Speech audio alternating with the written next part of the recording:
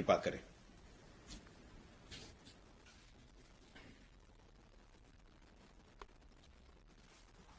नमस्कार। इस वेबिनार में उपस्थित सभी महानुभावों का स्वागत है।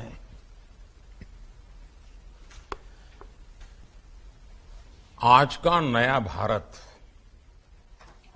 नए वर्क कल्चर के साथ आगे बढ़ रहा है।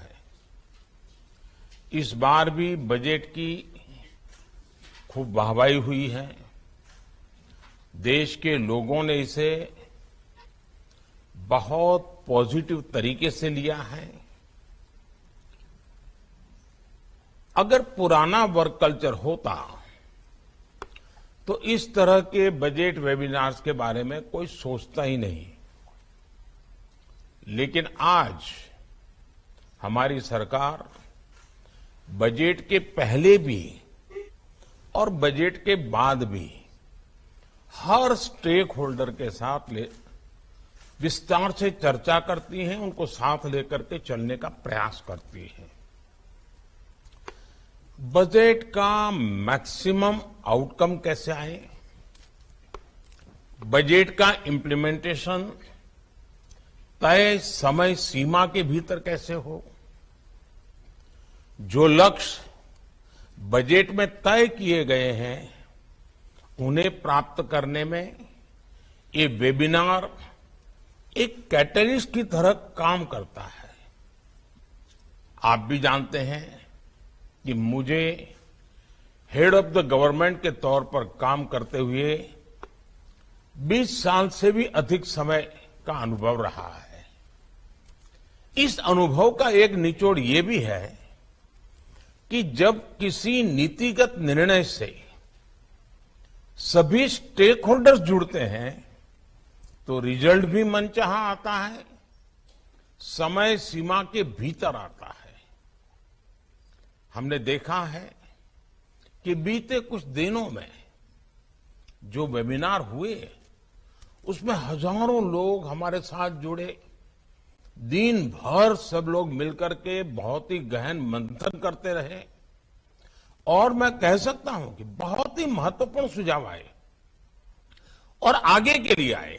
जो बजट है उसी पर ध्यान केंद्रित किया और उसी में से कैसे आगे बढ़ा जाए, बहुत उत्तम सुझाव आए।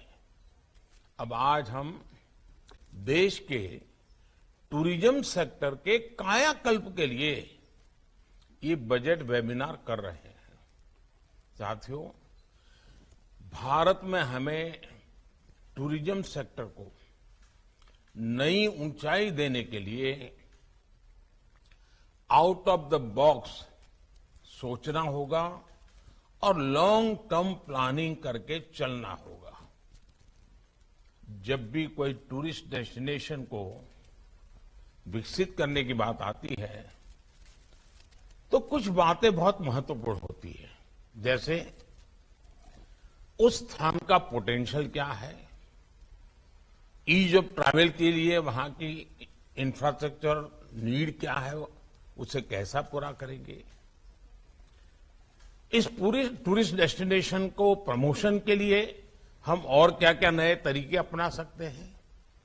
इन सारे सवालों का जवाब आपको भविष्य का रोड मैप बनाने में बहुत मदद करेगा। अब जैसे हमारे देश में टूरिज्म का पोटेंशियल बहुत ज्यादा है। Coastal tourism, beach tourism, mangrove tourism, Himalayan tourism, adventure tourism, wildlife tourism, eco tourism, heritage tourism, spiritual tourism, wedding destination, conferences के द्वारा टूरिज्म, स्पोर्ट्स के द्वारा टूरिज्म, ऐसे अनेक क्षेत्र हैं। अब देखिए Ramayana circuit, Buddha circuit, Krishna circuit, north east circuit, Gandhi circuit, सब हमारे महान गुरु परंपरा हुई, उनके सारे तीर्थ क्षेत्र, पूरा पंजाब भरा पड़ा है। हमें इन सभी को ध्यान में रखते हुए मिलकर के काम करना ही है।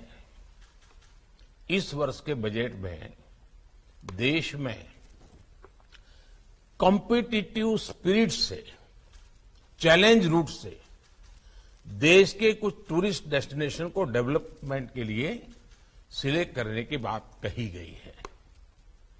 ये चैलेंज हर स्टेक होल्डर को साथ मिलकर प्रयास करने के लिए प्रेरित करेगा। बजट में टूरिस्ट डेस्टिनेशन, इसके एक होलिस्टिक डेवलपमेंट पर भी फोकस किया गया है। इसके लिए अलग अलग स्टेक होल्डर्स को हम कैसे एंगेज कर सकते हैं, इस पर विस्तार से चर्चा होनी चाहिए।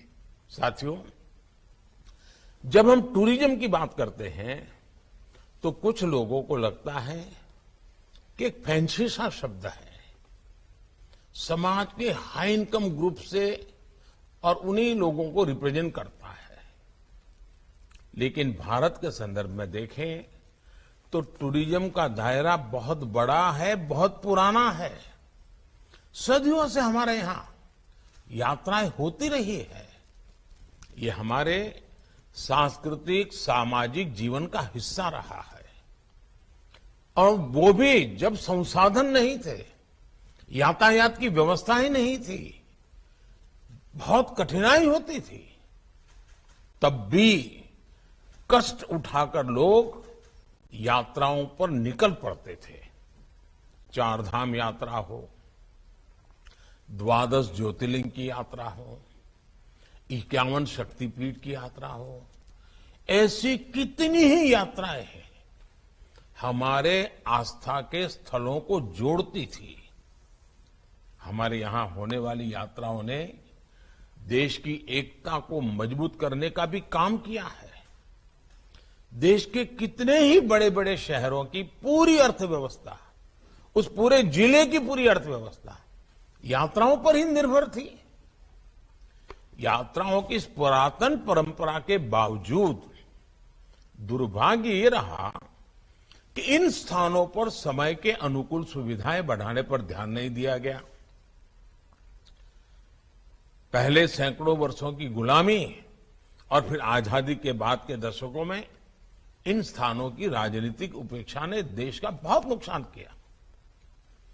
अब आज का भारत इस स्थिति को बदल रहा है।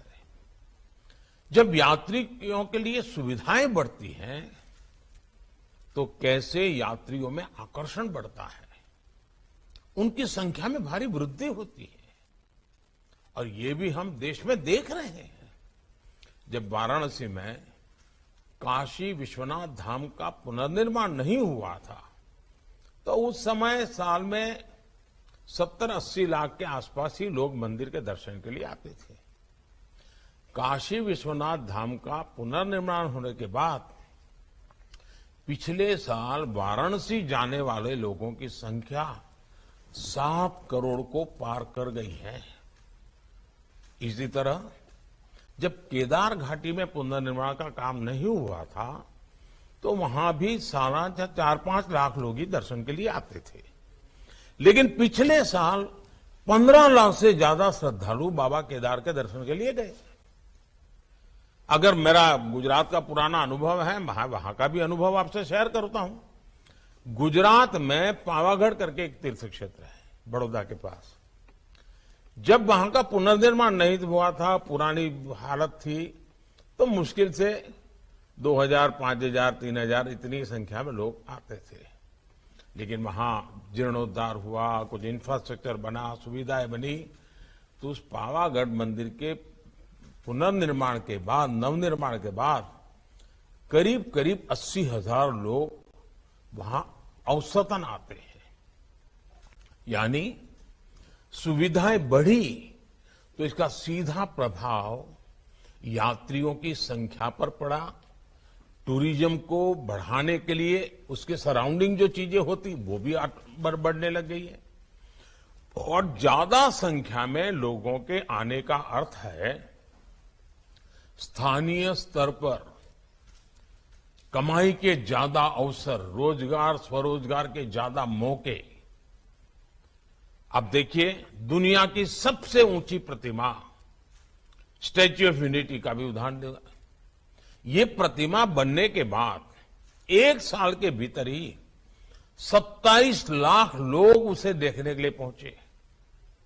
ये दिखाता है कि भारत के विभिन्न स्थलों में अगर सिविल एमेनिटीज बढ़ाई जाए, वहां डिजिटल कनेक्टिविटी अच्छी हो, होटल, हॉस्पिटल अच्छे हो, गंदगी का नामो निशान ना हो, बेहतरीन इंफ्रास्ट्रक्चर हो, तो भारत के टूरिज्म सेक्टर में कई गुना वृद्धि हो सकती है। साथियों, मुझे आपसे बात करते हुए अहमदाबाद शहर में कांकरिया तालाब है, उस कांकरिया लेक प्रोजेक्ट के विषय में भी कुछ करने का मन करता है। अब ये कांकरिया लेक प्रोजेक्ट शुरू होने से पहले वहां आमतौर पर लोग जाते नहीं थे, वैसे ही वहां से गुजरना पड़े तो गुजरे, लेकिन वहां कोई जाता ही नहीं था। हमें वहां न सिर्फ लेक का रिडेवलपमेंट किया, बल्कि फूड स्टॉल्स में काम करने वालों को स्किल डेवलपमेंट भी किया। आधुनिक इंफ्रास्ट्रक्चर के साथ हमने वहां स्वच्छता पर भी बहुत जोर दिया। अब कल्पना कर सकते हैं कि आज वहां एंट्री फी होने के बावजूद भी औसतन प्रतिदिन 10,000 लोग मुलाकात करते हैं। ऐसे ही तरीकों से हर टूरिस्ट डेस्टिनेशन अपना एक रेवेन्यू मॉडल भी विकसित कर सकता है। साथियों, ये वो समय है जब हमारे गांव भी टूरिज्म का केंद्र बन रहे हैं। बेहतर होते इंफ्रास्ट्रक्चर के कारण हमारे दूर सुदूर के गांव अब टूरिज्म पर के मैप पर आ रहे हैं। केंद्र सरकार ने बॉर्डर किनारे पर बसे जो गांव है, वहां वाइब्रेंट बॉर्डर विलेज योजना शुरू की है। ऐसे में होम स्टे, छोटे होटल, छोटे रेस्टोरेंट हो, ऐसे अनेक बिजनेस के लिए लोगों को ज्यादा से ज्यादा सपोर्ट करने का काम हम सबको मिलकर के करना है। साथियों, आज एक बात मैं भारत आ रहे फॉरेन टूरिस्ट के संदर्भ में भी बताऊंगा। आज जिस तरह दुनिया में भारत के प्रति आकर्षण बढ़ रहा है, भारत आने वाले विदेशी टूरिस्टों की संख्या भी बढ़ रही है। पिछले साल जनवरी में सिर्फ 2 लाख विदेशी टूरिस्ट आए थे, जबकि इस साल जनवरी में 8 लाख से ज्यादा विदेशी टूरिस्ट भारत आए।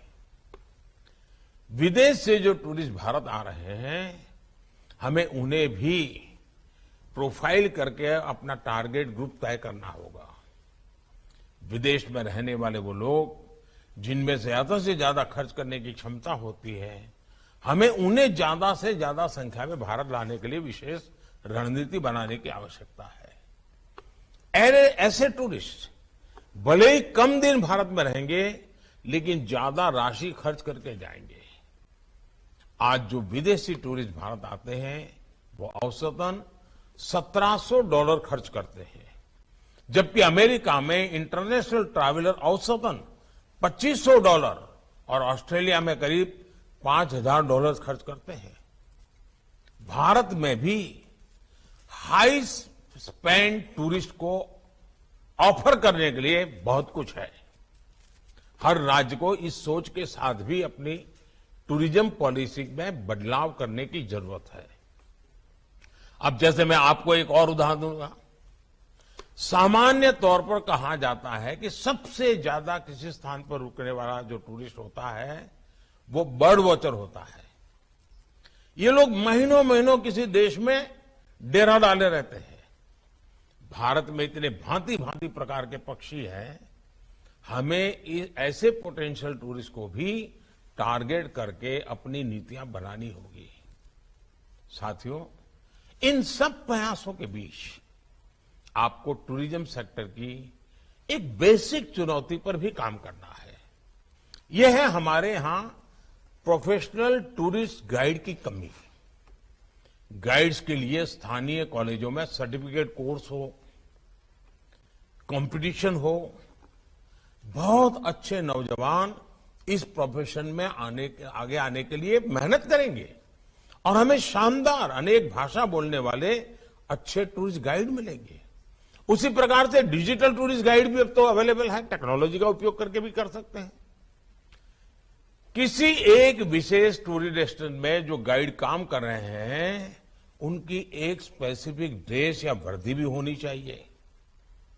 इससे लोगों को पहली नजर में ही पता चला जाएगा कि सामने वाला जो व्यक्ति है वो टूरिस्ट गाइड है और वो हमारी इस काम में मदद करेगा। हमें ये याद रखना होगा कि जब कोई भी टूरिस्ट किसी स्थान पर पहुंचता है तो उसके मन में सवालों का भंडार भरा होता है। वो अनेक सवालों के तत्काल समाधान चाहता है।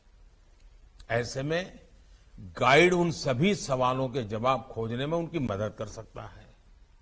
साथियों, मुझे विश्वास है इस वेबिनार के दौरान आप टूरिज्म से जुड़े हर पहलू पर गंभीरता से विचार करेंगे। आप बेहतर सॉल्यूशन के साथ सामने आएंगे।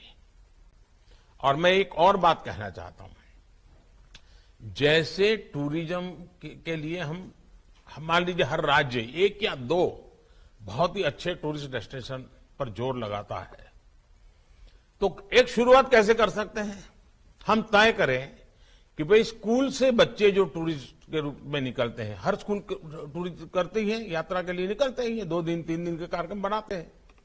तो आप तय कर सकते हैं कि भाई फलाने डेस्टिनेशन में शुरू में पर डे 100 लोग स्टूडेंट्स आएंगे, फिर पर डे 200 आएंगे, फिर पर डे 300 आएंगे, फिर पर डे 1000 आएंगे। अलग अलग स्कूल के आए वो खर्चा करते ही हैं। यहां जो लोग हैं उनको लगेगा कि इतनी बड़ी संख्या में लोग आ रहे हैं, चलो ये व्यवस्था खड़ी करो, ये दुकान खड़ी करो, पानी की व्यवस्था करो, अपने आप शुरू हो जाएगा। अगर मान लीजिए हमारे सभी राज्य तय करें कि नॉर्थ ईस्ट के अष्टलक्ष्मी हमारे 8 राज्य हैं, हम हर वर्ष 8 यूनिवर्सिटी हर राज्य में तय करें और हर यूनिवर्सिटी नॉर्थ ईस्ट के एक राज्य में 5 दिन 7 दिन टूर करेगी, दूसरी यूनिवर्सिटी दूसरे राज्य में टूर करेगी, तीसरी डेस्टिनेशन टूर। आप देखिए आपके राज्य में 8 यूनिवर्सिटी ऐसी होगी जहां के हमारे युवकों को नॉर्थ ईस्ट के 8 राज्यों का पूरा आता पता होगा। उसी प्रकार से आजकल वेडिंग डेस्टिनेशन एक बहुत बड़ा बिजनेस हुआ है, बहुत बड़ा टूरिस्ट डेस्टिनेशन बन रहा है। विदेशे तो लोग जाते हैं, क्या हमारे राज्यों में वेडिंग डेस्टिनेशन के रूप में स्पेशल पैकेज घोषित कर सकते हैं? और मैं तो कहूंगा कि हमारे देश में एक वातावरण बनाना चाहिए कि गुजरात के लोगों को लगना चाहिए कि भाई 2024 में अगर हमारे यहां से शादियों के लिए वेडिंग डेस्टिनेशन होगा तो तमिलनाडु में होगा और तमिल पद्धति से हम शादी करवाएंगे। घर में 2 बच्चे हैं तो कोई सोचेगा कि एक हम असमिया पद्धति से शादी करवाना चाहते हैं, दूसरे की हम पंजाबी पद्धति से शादी करवाना चाहते हैं। वेडिंग डेस्टिनेशन वहां बना देंगे। आप कल्पना कर सकते हैं, वेडिंग डेस्टिनेशन इतना बड़ा कारोबार की संभावना है। हमारे देश का टॉप क्लास के लोग विदेश जाते होंगे, लेकिन middle class, upper middle class के लोग आजकल वेडिंग डेस्टिनेशन पे जाते हैं और उसमें भी जब नयापन होता है तो उनकी जिंदगी में यादगार हो जाता है।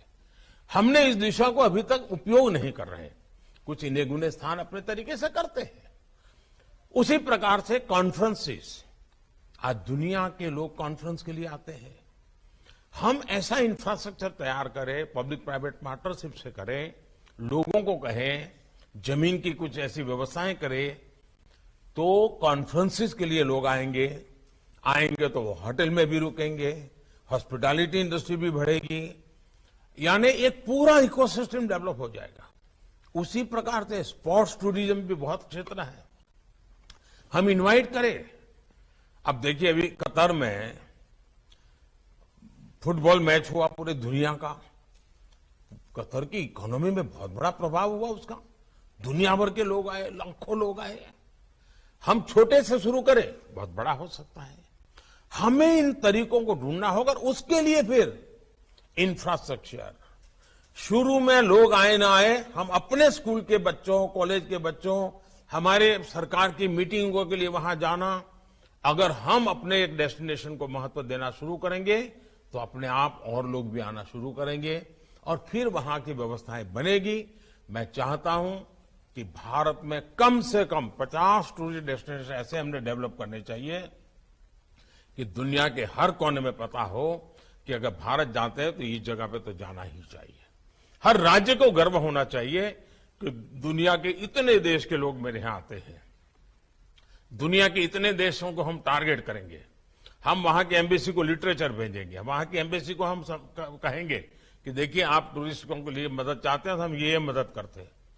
हमें पूरी व्यवस्था, हमारे जो टूर ऑपरेटर्स हैं उनसे भी मेरा आग्रह है कि आपको नए सिरे से सोचना होगा। हमें हमारी एप्स, हमारा डिजिटल कनेक्टिविटी, इन सब को बहुत आधुनिक बनाना होगा और हमारा कोई टूरिस्ट डेस्टिनेशन ऐसा नहीं होना चाहिए जिसकी ऐप यूएन की सभी लैंग्वेजेज में ना हो और भारत की सभी लैंग्वेजेज में ना हो। अगर मैं सिर्फ अंग्रेजी और हिंदी में हमारी वेबसाइट बना देंगे तो संभव नहीं हो। इतना ही नहीं, हमारे टूरिस्ट डेस्टिनेशन पर साइनेज सभी भाषाओं के होने चाहिए। अगर तमिल का कोई सामान्य परिवार आया है, बस लेकर के चला है और वहां पर उसको तमिल में अगर साइनेज मिल जाते हैं तो वो बड़ी आसानी से पहुंच जाता है। छोटी छोटी चीजें हैं जी। हमने एक बार अगर इसके महात्मा को समझेंगे तो हम अवश्य रूप से टूरिज्म को वैज्ञानिक तरीके से आगे बढ़ा सकते हैं।